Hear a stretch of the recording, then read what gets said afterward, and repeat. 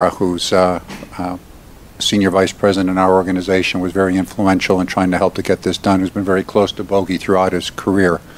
Thanks to Scott and his group, and to Alex and everybody else here that makes it possible in a place where our players want to play with the fan base that we have. So we're thrilled to get this done and happy to have Bogey on board for a long time.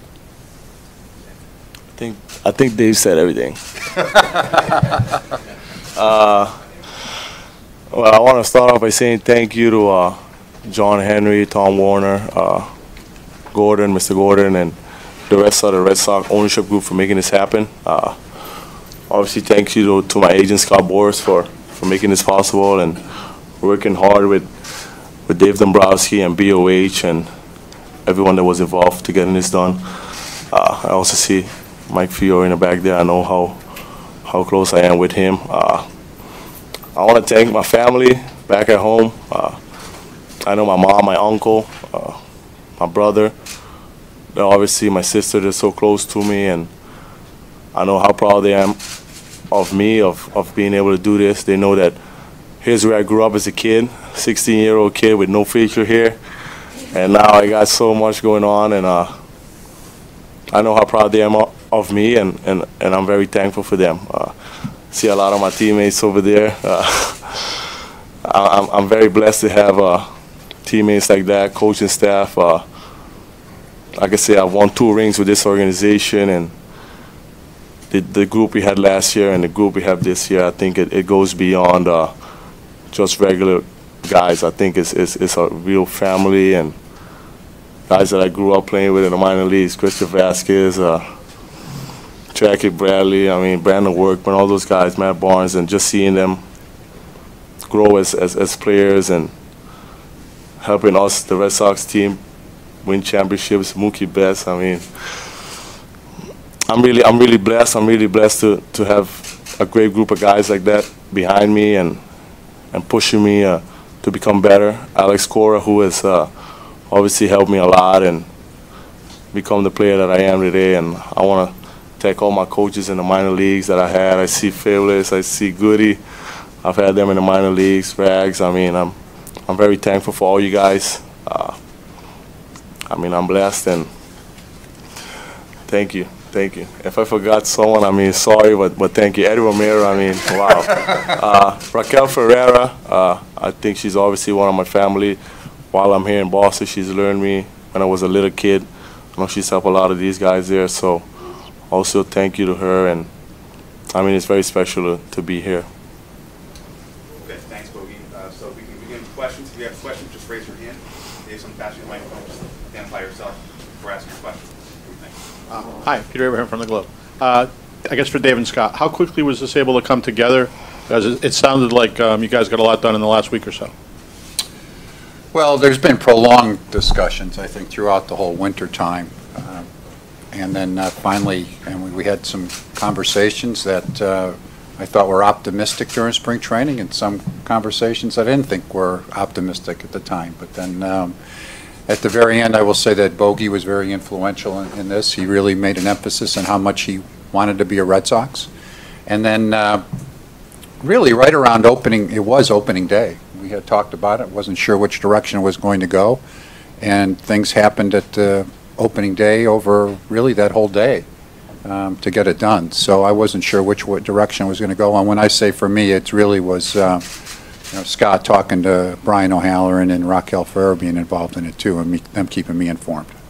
And Scott can speak from his end. Well, for me, Alex Cork, you can stop leaving me those dirty messages on my phone about getting this done. And but throughout the process, I think it was one where when you have a player this young and you have a championship player and a championship team, and that meant a lot to Xander. And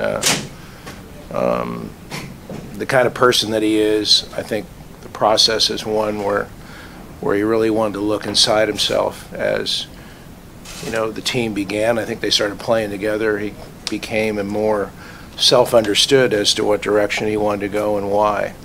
And I appreciate the ownership creating flexibility in this contract, which allowed it to get done to achieve, you know, Xander's objectives, and also allowed him to do something that was most important to him, and that was remain with his teammates. He very close to this group. He's a family guy, and he really, I think, welcomes and enjoys the opportunity to play with a group of people that he was raised with. And that's who Xander Bogaerts is. So what I'm really happy about these deals is that the organization, I think, understood Xander very well. Dave certainly did from the start and was very patient about this process. And Xander himself really had to define, going through this for the first time in free agency, to really understand the parameters of it and each stepping stone of it, because you're dealing with so many different variables when you're such a young player and a young free agent. And Brian and I worked out some factors in it that I think allowed matters that needed to be taken care of for the club and we needed to take care of for Xander. So it was really a very cooperative effort driven by Xander's desire to really remain with his team. Next question, Jason on the right. Yeah, Xander, you've talked your whole career about how you idolized Derek Jeter, who stayed with one team his whole career. How much did that influence you, and is that something you've always wanted to do, to stay with one team your whole career? How much did Derek Jeter influence me? I don't think he did, honestly. I mean, I know he had a great career with the Yankees, but I think this was just what was best for me and my family, and all that I've accomplished here with the Red Sox. And I mean, it's a very special place to play, man. I mean, the fans, the organization in general expects winning. And I know my teammates know how much I love winning, regardless if it's cards, baseball, dominoes. I don't care. I just enjoy winning, and they know that about me. And I think that this was a nice place to play.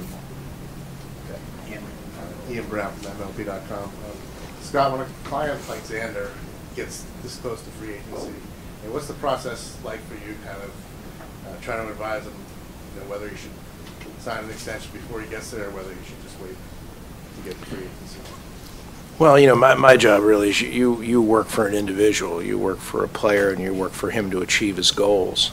And I think the hardest part about, Xander's won not one but 2 world championships in his career, which is it's a pretty rare thing for a player to have that much success. But you really try to find from him, and you have a lot of conversations and things, because you're talking about not only economic decisions, but you're talking about life decisions for him, and what he knows and who he gets to play with and where he goes, and the unknowns that are ahead are often difficult. But really it was more about what he did know and who he got to play with, because that's the overriding theme that I heard from Xander, was that we have a lot more left with us. I want to be with these guys. I want to travel through this career in a way, and so we're trying to accomplish it as much as you can, knowing that every organization has to make change and every organization has to make decisions, and you try to determine who is going to be with the club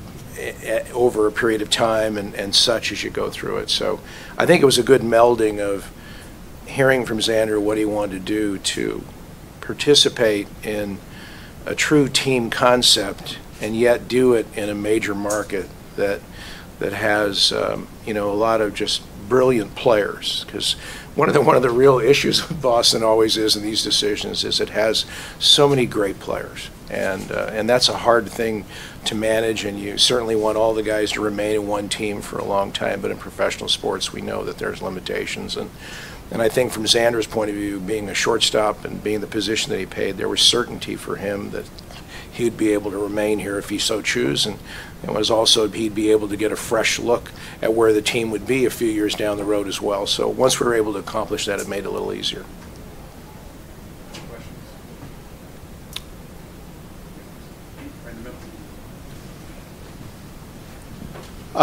Dave was talking about opening day being an important day for this to come together. What, in your mind, was it that happened on opening day that made this happen?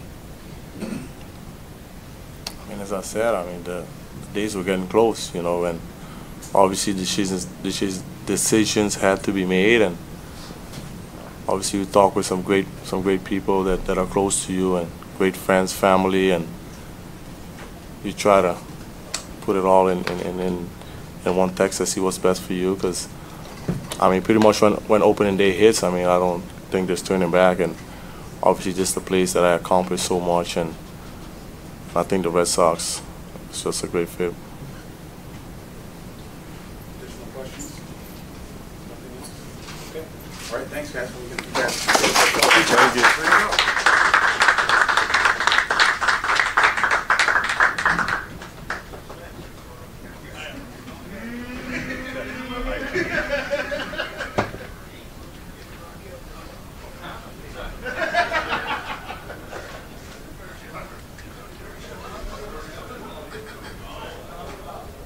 Down in front.